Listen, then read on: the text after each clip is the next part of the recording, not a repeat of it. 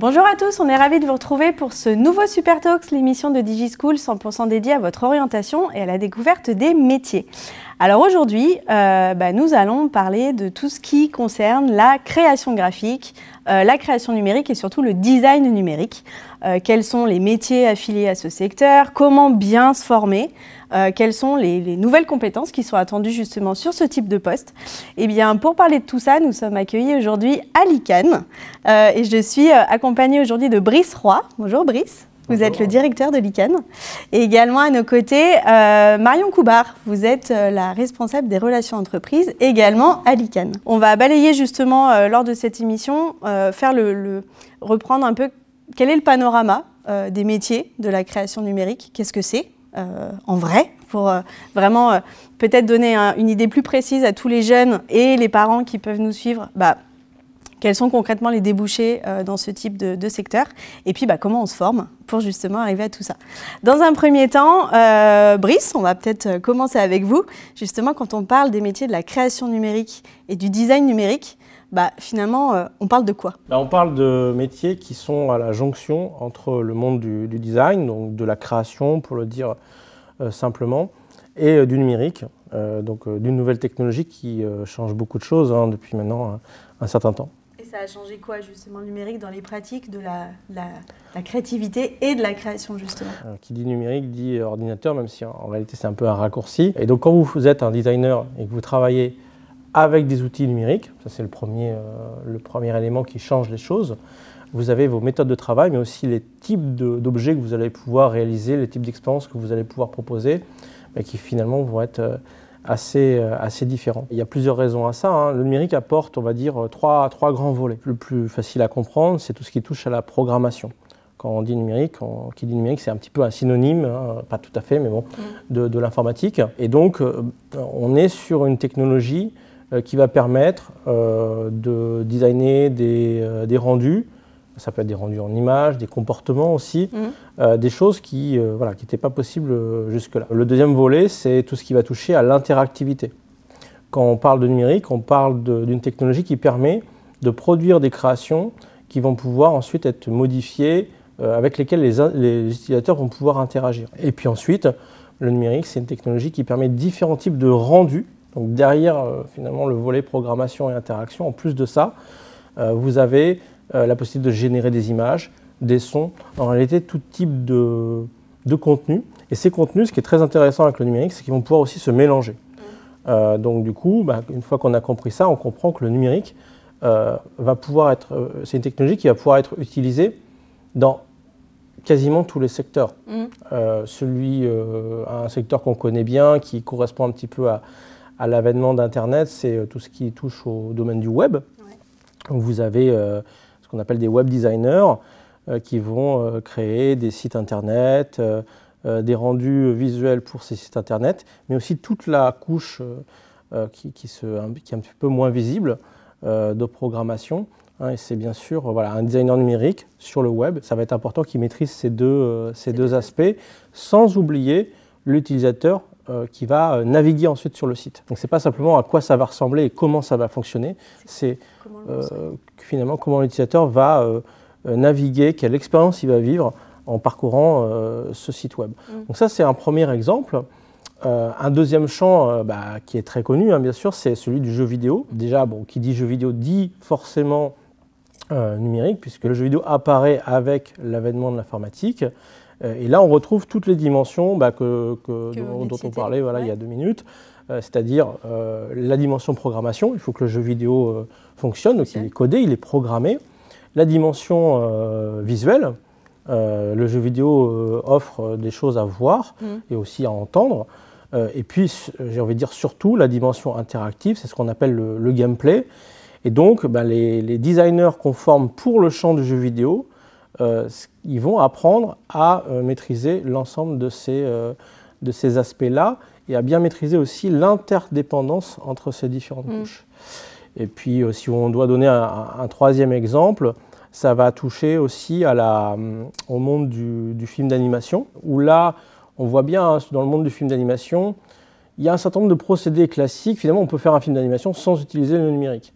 Mais à partir du moment où on le fait, déjà la manière dont on va produire les images va changer. On va pouvoir travailler différemment, par exemple en modifiant les contenus sans avoir besoin de les refaire systématiquement. On va pouvoir aussi changer la méthode de travail. On y reviendra peut-être tout à l'heure, mais quand vous faites un film d'animation avec des technologies du temps réel, qui est une manière particulière de faire du numérique, et bien concrètement, vous pouvez avoir, pour simplifier, votre film qui est en train d'être lu. À tout moment, vous faites pause, vous rentrez dans le film, vous modifiez des éléments, vous relancez, et ça vous donne un rendu différent, au lieu de passer par les méthodes précalculées, qui sont une autre manière de faire avec le numérique. Mais voilà, ça illustre le fait qu'à partir du moment où vous utilisez cette technologie, vous ne travaillez plus de la même manière. Et est-ce que justement, donc là vous nous parlez du jeu vidéo, qui est un peu le secteur précurseur, qui allie cette création de visuel, comme vous l'avez précisé, et tout l'aspect animation derrière et interaction. Est-ce que ça se retrouve justement ces compétences du jeu vidéo justement dans des nouveaux secteurs? Ce qui est intéressant, c'est de voir que beaucoup d'outils qui viennent du jeu vidéo nativement, par exemple, vous avez un logiciel qui s'appelle Unreal, qui est d'abord un logiciel fait pour faire des jeux vidéo. Typiquement, ce logiciel aujourd'hui, il est utilisé dans des secteurs qui, a priori, n'ont rien à voir avec le jeu vidéo. Par exemple, un acteur comme France Télévisions, aujourd'hui, utilise Unreal, par exemple, pour couvrir les Jeux Olympiques. Okay. Et donc, toute la séquence où France Télévisions couvrait les Jeux Olympiques sur l'année dernière, c'était utilisé avec Unreal pour produire, on va dire, des effets spéciaux, un effet de montage en temps réel. Et ça, le spectateur ne le voit pas, mais c'est cette technologie qui est utilisée en arrière-plan. Ou alors, un autre exemple, c'est aussi dans le monde de l'automobile, donc toujours l'exemple d'Unreal, mais ce n'est pas le seul qu'on pourrait donner. Vous avez des constructeurs automobiles très connus qui utilisent Unreal, que ce soit pour réaliser leur concept de voiture, mais aussi dans l'expérience client qu'ils veulent déployer. Si par exemple, vous voulez montrer sur un salon tel nouveau modèle de voiture, vous allez pouvoir déployer une simulation avec Unreal et qui va fonctionner aussi bien comme simulation, comment dire, en vue première personne où on est dans le véhicule, que des situations d'interaction. On va pouvoir par exemple faire ce qu'on appelle du color swap, c'est-à-dire changer la couleur, l'équipement du véhicule en temps réel, de manière interactive, quand on est utilisateur et qu'on découvre ce produit. Dans ce secteur justement de la création numérique et du design numérique, quelles sont les compétences attendues par les recruteurs de maintenant, justement sur les profils qui vont s'engager dans ces postes-là? Alors il y a un certain nombre de choses qui ont changé, on va dire, progressivement sur les dernières décennies. Le premier point, c'est, on va dire, la prime à la technologie ne se comprend pas de la même manière. Pour être un peu caricatural, jusqu'à la fin des années 90, on pouvait trouver une tendance parfois à croire qu'un designer numérique, c'était d'abord quelqu'un qui pouvait faire nécessairement des choses impressionnantes ou nécessiter des machines dotées d'une très forte puissance de calcul, des jeux avec des effets spéciaux, des choses comme ça. Alors bien sûr, tous ces aspects-là restent importants, mais ce qui va être le plus important pour un designer numérique, ça va être d'abord d'être capable de s'approprier cette technologie, le numérique, de manière créative. Je vais vous donner deux exemples assez différents. Dans le champ du web, on a eu, ça fait maintenant un peu plus de 10 ans, mais l'émergence d'une tendance qui s'appelle le flat design, qui est une manière de travailler le rendu graphique, l'apparence des interfaces, de manière assez sobre. Ça, typiquement, cet exemple montre qu'on n'est pas nécessairement, quand on fait du design numérique, dans la recherche de comment on va produire des choses avec 40 tonnes d'effets spéciaux, des choses comme ça. Et dans le champ du jeu vidéo, on a un exemple similaire où, jusqu'à la fin des années 90, on avait cette tendance à aller chercher l'innovation dans son couplage avec la montée en puissance des ordinateurs, et notamment des cartes accélératrices 3D, donc permettant de faire des rendus complexes en 3D, etc. Aujourd'hui, finalement, ce qui va différencier même en termes de concurrence, un produit d'un autre, et donc par exemple un jeu vidéo d'un autre, ça peut être le côté impressionnant du rendu, la dimension photoréaliste, c'est possible, et ça c'est toujours quelque chose auquel les designers en formation doivent être sensibilisés, mais pas seulement.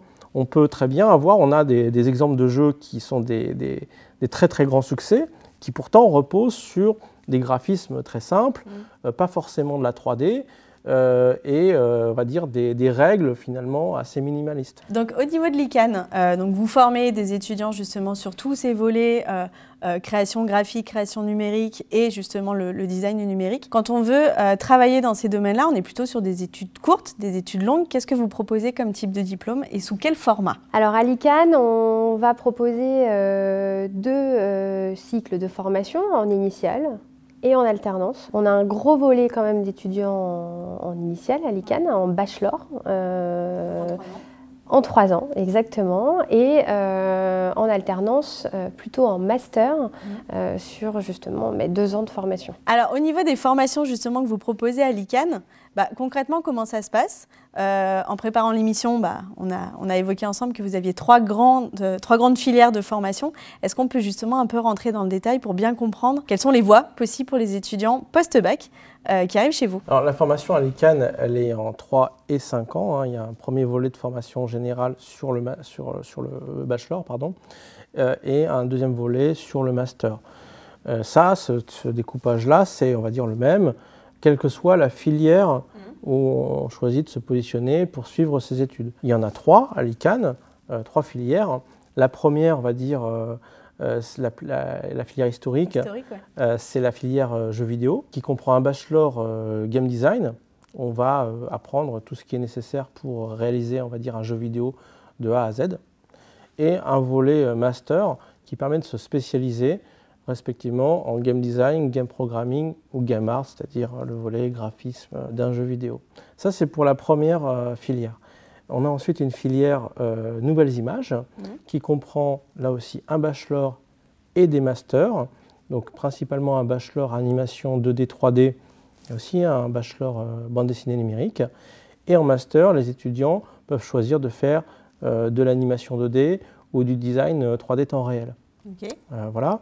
Et enfin, sur la troisième filière, qui s'appelle la filière web et UX, on va pouvoir faire un bachelor en web qui, pour le coup, à la différence des autres bachelors des 2 autres filières, va être en alternance, alors que les autres sont en initiale, c'est-à-dire qu'on est vraiment en cours toute la semaine. Voilà. Là, on est déjà tout de suite en entreprise. En master, on va pouvoir soit faire un master en UX design, soit faire un master en chef de projet numérique. Je rajoute à tout ça qu'à partir de l'année prochaine, on ouvre aussi 3 nouvelles formations. Une formation Master Level Design dans la filière jeux vidéo, une formation Digital Fashion Master dans la filière Nouvelles Images, et pour la filière Web UX, on rajoute aussi un Master Digital Architect qu'on fait en double diplôme avec une école partenaire qui s'appelle l'EFET Studio Créa. D'accord. Donc, on le rappelle, bachelor, bac plus 3.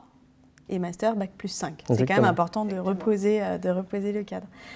Sur ces 3 grandes filières, justement, vous l'avez abordé, il y a certaines des formations qui se font en initiale, d'autres, ou des débuts de formation qui se font en initiale, et après, on balance sur l'alternance. La grande question qu'on se pose toujours, c'est comment on fait pour trouver son entreprise en alternance?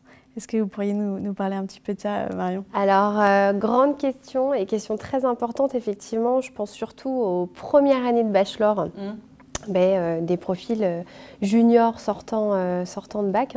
Voilà. On se dit, on n'a pas d'expérience, exactement. On n'a pas le réseau. Comment vous les accompagnez, ces jeunes? C'est là où l'accompagnement du service des relations entreprises est très important, et ce, dès le départ, dès leur admission à l'école. Post-concours, nous, on intervient en fait sur plusieurs dates avec chacun des profils, sur un coaching personnel, vraiment.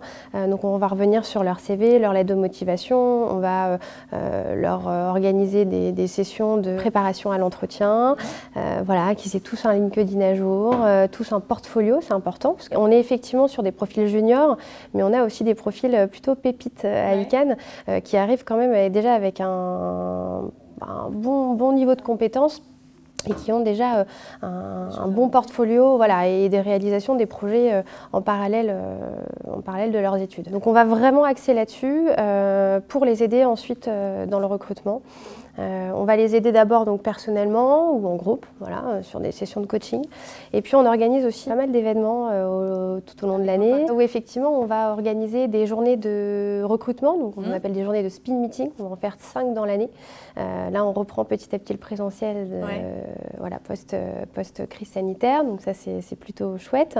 On va organiser des recrutements dédiés où là on va avoir des entreprises présentes sur une demi-journée ou une journée entière. On va leur sélectionner des profils, on va faire de la sélection active pour les entreprises, on va leur proposer des profils en adéquation avec leurs besoins, voilà, donc toujours en stage ou en alternance, hein, on travaille sur les 2 volets. Vous parlez des stages, quand on n'est pas en alternance, ça représente à peu près combien de temps d'immersion professionnelle dans le cadre de vos bachelors notamment? C'est combien de temps de stage? Ils vont faire à l'année, ils vont faire au minimum 3 voire 4 mois de stage par an. Voilà, on est dans une école professionnalisante, donc au-delà de leur formation, ils ont aussi la partie entreprise. Et donc ils ont une expérience aussi à valider en entreprise pour valider leur année. Donc ils vont effectivement avoir 3 à 6 mois de stage, hein. Il y en a qui font même beaucoup plus, en fonction des filières et des attentes des entreprises aussi. Et justement, cette professionnalisation, elle passe aussi par la pédagogie que vous mettez en place au sein de l'ICAN, c'est de la pédagogie par projet. Alors, vous faites travailler vos étudiants sur des vrais projets avec des vrais pros. La pédagogie à l'ICAN, en effet, alors, elle est construite autour de projets. Donc ça veut dire quoi? Ça veut dire qu'à chaque semestre ou trimestre, selon le découpage qui est fait à l'année, les étudiants réalisent un projet de jeux vidéo, de films, de sites web, etc. Ces projets sont suivis par les intervenants qui ont été retenus, qui ont été sélectionnés. Ces projets sont ensuite présentés lors de soutenance à partir de la 2e année, en présence également d'un jury externe composé de professionnels de l'industrie correspondante à la formation. C'est très important aussi d'avoir en tête que ces intervenants, ce sont tous des professionnels. Oui. Au global, on a 3 grandes catégories d'intervenants. Ceux qui sont la plupart du temps à temps plein en studio ou en agence. Donc en général, eux, ils vont pouvoir venir intervenir sur, par exemple, en fin de semaine, des choses comme ça, sur des moments où leur entreprise principale les a libérés. Des intervenants qui sont plus des freelance, qui eux vont apporter une vision qui est plus 360 en général et qui vont être très adaptés pour suivre vraiment le projet sur toutes ses facettes. Et puis des intervenants qui sont plus des théoriciens, puisque l'objectif d'une formation professionnalisante, c'est bien sûr le savoir-faire, mais pour être en capacité d'évoluer dans ses compétences et dans sa carrière professionnelle, c'est aussi important de cultiver un recul par rapport aux pratiques pour pouvoir aussi s'adapter aux mutations d'une industrie qui change beaucoup, puisque le numérique apporte tout le temps des nouvelles possibilités. Ce que vous disiez et donc, voilà, on a aussi à cœur de développer ces compétences chez les étudiants. Sachant que justement, tous les diplômes que vous proposez sont certifiés et justement, ils viennent vraiment répondre aux compétences attendues de la part des entreprises.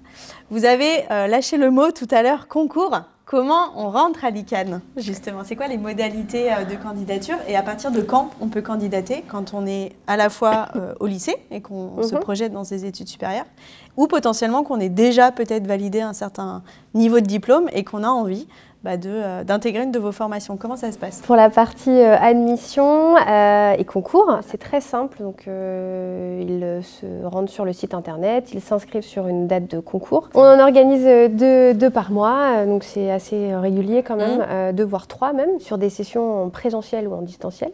Voilà, alors le prospect, du coup, va d'abord passer un test donc de culture générale. Il va avoir aussi un test d'anglais. Et puis enfin, il va avoir un entretien avec un responsable pédagogique. Voilà, où le responsable pédagogique va revenir sur son profil et revenir sur son projet professionnel, pourquoi il souhaite intégrer l'ICAN. Je me permets de compléter. Ce qui va être important, c'est aussi pour le candidat de venir en ayant en tête que ce que nous, on va tester, c'est aussi un potentiel créatif. Donc il ne faut pas hésiter quand on vient faire un concours comme ça, à venir avec des exemples de créations qu'on a pu réaliser. Ça peut être par exemple si vous candidatez pour le bachelor game design. Vous pouvez bien sûr venir, c'est encouragé, avec des exemples de prototypes de jeux, des maquettes, pourquoi pas une map faite sur un éditeur de niveau. Mais ça peut aussi être des choses, c'est même recherché, des choses qui ne viennent pas du milieu du jeu vidéo. Si vous avez une activité dans le champ du théâtre, si vous avez une appétence pour les arts plastiques, des choses comme ça, si vous avez écrit des articles ou tenu un podcast, il ne faut pas hésiter à venir avec ces éléments et aussi être en phase avec ce que vous êtes. C'est-à-dire que nous, ce qui nous intéresse, c'est la pluralité des profils. Et donc, on a des étudiants qui ont plus une appétence pour les choses très techniques de base, d'autres plus artistiques, d'autres plus en lien avec l'écriture. Et c'est cette diversité de profils qui va faire qu'après, à l'échelle d'une classe, on va avoir des super dynamiques. Un peu de diversité, ouais. Est-ce que justement, avec la réforme du bac, maintenant qu'on a possibilité d'adapter un petit peu son profil de bachelier, est-ce que vous avez des recommandations particulières sur justement le choix des enseignements qui auraient été suivis, notamment, question toute bête, est-ce qu'il faut avoir fait la spécialité art pour rentrer dans votre école? C'est pas du tout comme ça qu'on approche. Vraiment, on assume d'avoir une pluralité de profils et de parcours. Par exemple, en master, on a recruté, on a retenu une élève, enfin une candidate qui aujourd'hui est du coup élève en train de finir son master, qui est professeur de lettres classiques, de lettres modernes, pardon. Et donc typiquement, vous voyez sur le papier, on se dit bon, ben, c'est quoi le rapport entre lettres modernes et jeux vidéo? Mais c'est justement ça qui va nous intéresser, à condition que ce soit en lien avec un vrai projet professionnel, que ça fasse sens. Ouais. Après, derrière, sur la question des options, plus pour le baccalauréat, enfin des spécialisations, il y a des choses qui sont les bienvenues. Si on veut s'investir dans le champ de tout ce qui touche aux arts plastiques, c'est très bien. Mais si vous vous spécialisez en programmation, si vous avez déjà eu beaucoup de cours d'informatique, ben ça va nous intéresser aussi. Mais ce n'est pas l'un ou l'autre, c'est vraiment cette diversité de parcours qui va nous intéresser. Lors de l'entretien de motivation, si vous avez un petit conseil à donner justement à ces futurs candidats, qu'est-ce qui va vous taper dans l'œil? Je vous donne un petit tips, enfin on va dire pour ceux qui hésiteraient. C'est pour vous. Si vous venez en tant que candidat pour faire le bachelor game design et que au final on voit qu'en fait vous êtes plutôt là pour jouer aux jeux vidéo, ça va pas le faire. Voilà, donc c'est quand même important d'appréhender la nature des métiers auxquels on se destine. Maintenant, un projet professionnel, quand on sort du bac, on va se professionnaliser dans 3 ou 5 ans véritablement. Donc ça laisse bien sûr du temps pour maturer tout ça. Et je rajouterais que aussi une des particularités de la pédagogie de l'ICANN, c'est le côté polyvalent de la formation. Quand vous faites le bachelor game design, quand vous faites le bachelor animation 2D 3D, vous allez toucher à beaucoup de choses, dont des choses que vous n'allez pas avoir initialement anticipées. Par exemple, j'ai régulièrement des étudiants qui viennent en disant moi, je veux faire du level design, je veux agencer des espaces de jeu, Et finalement, dans le cœur de la formation, parce que c'est la formation qu'on leur propose, ils doivent faire aussi de la programmation, de la modélisation 3D, du sound design, ils vont se découvrir des appétences pour des domaines qu'ils n'auraient pas anticipés. Donc ce qui est aussi important, inversement, c'est de ne pas s'enfermer dans une idée préconstruite de ce qu'on veut faire, pas trop enfermé, parce que justement la formation elle est là pour vous amener à découvrir des champs liés bien sûr au domaine qui vous intéresse, mais vers lesquels finalement vous allez vous rendre compte que en fait, vous êtes très fort dans tel domaine alors que vous n'auriez jamais pensé que ça puisse être le cas. Ou en travaillant sur justement des projets où ça va permettre peut-être de découvrir justement... par les projets, mais ces projets ils sont liés à des matières. Avec mon service, donc côté relations entreprises, on a effectivement des étudiants qui vont aspirer à des postes, des postes effectivement qui ne sont pas forcément dans leur niveau, en tout cas à l'instant T. Et c'est pour ça qu'effectivement on leur dit aussi nous de s'ouvrir aussi à d'autres postes, d'autres opportunités. Il ne faut pas oublier qu'ils ont effectivement la formation à l'ICANN à côté, qui vont monter en compétences et en entreprise et avec la formation à l'ICANN, pour pouvoir effectivement en 3e année ou en master s'orienter et s'envoler vers le poste de leur rêve. Voilà. En tout cas, voilà.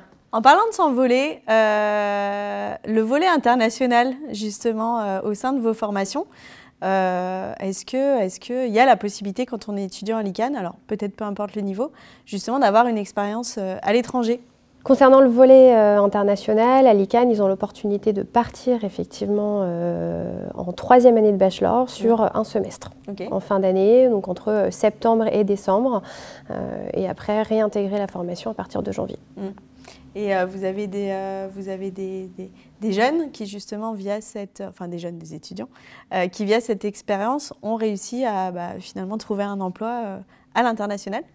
Oui. Alors via ce volet-là, et puis plus généralement au sens où dès le début, on forme les étudiants en s'assurant qu'ils aient la perspective de la dimension internationale du métier vers lequel ils se destinent. Vous ne pouvez pas penser jeux vidéo ou films d'animation sans tout de suite être sur des problématiques de niveau international. Ce n'est pas possible. C'est au sens où les studios ils sont internationalisés. Même si vous travaillez sur Paris, en fait, vous allez travailler aussi avec des professionnels qui sont en Asie, en Amérique du Nord, aux quatre coins de la planète. Et donc, on cultive cet aspect-là. Ce qui fait que aussi on a sur l'ensemble des étudiants qui sont diplômés de l'ICANN aujourd'hui un nombre assez conséquent de professionnels, puisque maintenant ce ne sont plus des étudiants, ce sont des professionnels, qui sont dans différents studios aux quatre coins de la planète. Donc on en a chez Rockstar, chez Rocksteady, chez Cloud Imperium Games. Alors c'est peut-être des choses qui parlent pas quand on ne connaît pas le milieu du jeu vidéo. Par contre, quand on connaît bien, on est dedans, c'est des belles success stories. Qui sont des vraies références. Et c'est des alumni finalement de chez vous qui vont pouvoir apporter aussi un retour d'expérience à vos étudiants. Ça doit sûrement faire partie des choses que vous mettez en place pour la découverte des métiers, les opportunités, les débouchés. On organise justement avec nos alumni en priorité des conférences métiers. Voilà, ça va être soit des conférences métiers ou des conférences à thème. On va revenir avec Brice sur un sujet précis pour nos étudiants. C'est important pour nous, pour nos étudiants toujours, d'avoir cette partie de conférence aussi, de les sortir un petit peu du cadre de la formation et de leur montrer aussi un métier, comment ça se passe sur le terrain et surtout ça impacte forcément beaucoup plus avec un ancien de l'école qui a fait bachelor, master à l'ICANN et qui maintenant travaille dans un grand studio. Brice, on le connaît beaucoup et d'ailleurs pas mal ont déjà fait des conférences au sein de l'ICANN et forcément les étudiants sont émerveillés. Ça donne le volet très concret en fait de ce qui va pouvoir de ce qu'on peut leur souhaiter pour la suite à la fin, à l'issue de leur formation. Il y a une dimension aussi humaine, c'est-à-dire que sur l'ensemble des anciens étudiants qui sont maintenant des professionnels, finalement, qu'est-ce qu'on obtient? On a tout un tissu, un écosystème, un réseau professionnel. Et ce qui est toujours important pour les étudiants, c'est qu'aujourd'hui, ce n'était pas le cas il y a 10 ans, et l'ICANN maintenant a une certaine ancienneté. Et du coup, quand vous commencez votre formation ici, vous pouvez bénéficier de toute cette historique et des liens, du réseau professionnel qui s'est constitué. En fait, aujourd'hui, typiquement, je donne souvent je fais souvent ce constat parce que moi-même, je travaille ça m'arrive de travailler sur des projets de jeux vidéo. Ça devient difficile de ne pas travailler dans un studio où il n'y a pas un ancien ICANNien. Ça veut dire que quand vous faites votre formation à l'ICANN, vous allez bénéficier d'un enseignement de qualité, bien sûr. Vous allez bénéficier d'une stratégie de professionnalisation avec notamment le format stage et alternant dont on a parlé tout à l'heure. Mais c'est vrai qu'il y a aussi ce volet alumni qui permet tout de suite de trouver sa place au sein de l'écosystème professionnel qu'on a choisi. D'accord. Et la vie sur un campus de l'ICANN, ça ressemble à quoi? Parce que c'est important la vie étudiante aussi quand même. Et on va rappeler que vous avez 3 campus en France. Alors petite info pratique aussi. Quand on candidate, par exemple sur le site ici de Paris, est-ce que si je suis pris, je peux aller sur les autres campus ou c'est des candidatures par campus? Ça, c'est important au niveau pratico-pratique de savoir comment ça marche. Peut-être d'abord sur le volet campus. Donc en effet, l'ICANN a, on va dire, changé de dimension depuis cette année, depuis cette rentrée, puisque désormais on est dans le campus design et digital, qu'on partage avec 2 autres écoles du réseau GES. Et donc voilà, c'est quand même, on est sur un campus de taille assez importante, hein, ça fait plus de 3200 m², il y a plus de 30 salles de cours, avec des salles modulables, des salles équipées avec des PC, avec des vidéoprojecteurs à rediffusion HD pour faire du streaming. On a une salle VR, on a une salle, un studio photo, un plateau TV. Enfin voilà, il y a aussi des bornes d'arcade. Enfin, bon, ça c'est pour la dimension un peu concrète du campus, hein, mais c'est super important aussi. Aujourd'hui, l'ICANN, l'école ICANN, se déploie sur trois villes. Donc là, on est donc dans le campus Ranelagh, donc à Paris, et vous avez aussi un pôle ICANN Lyon et ICANN Lille. Okay. Donc après, au niveau des candidatures, nous, on va d'abord voir à partir de, où est-ce que vous voulez vous scolariser. C'est la première chose qu'on va prendre en compte, de regarder où est-ce que vous voulez vous scolariser. Mais c'est tout à fait possible de commencer sa scolarité sur un campus dans un pôle et puis de basculer dans l'autre. Notamment avec les opportunités des stages ou des alternances, en fait. C'est surtout ça, exactement. De savoir qu'on peut trouver son alternance à Lyon alors qu'on est parisien de base. Bah non, on peut aussi quand même... Exactement, et puis aussi en fonction du rythme de formation. On a des étudiants qui sont pas forcément... Ils sont donc étudiants à l'ICANN Paris, mais ils n'habitent pas forcément Paris. Ouais. C'est bien aussi. On a des rythmes de formation qui le permettent. Voilà, ils sont en entreprise aux quatre coins de la France et ils reviennent en fait en formation sur Paris. Ouais, d'accord. Voilà. Ça arrive, ouais. Donc, Et au niveau des associations étudiantes qu'on peut trouver sur vos différents campus, comment vos étudiants s'épanouissent sur ce volet-là? À l'échelle d'une année scolaire, les étudiants ont donc des cours, ils ont des stages, des alternances, voilà. Mais il y a aussi un autre volet qui est important pour la vie, au niveau de la vie scolaire sur le campus.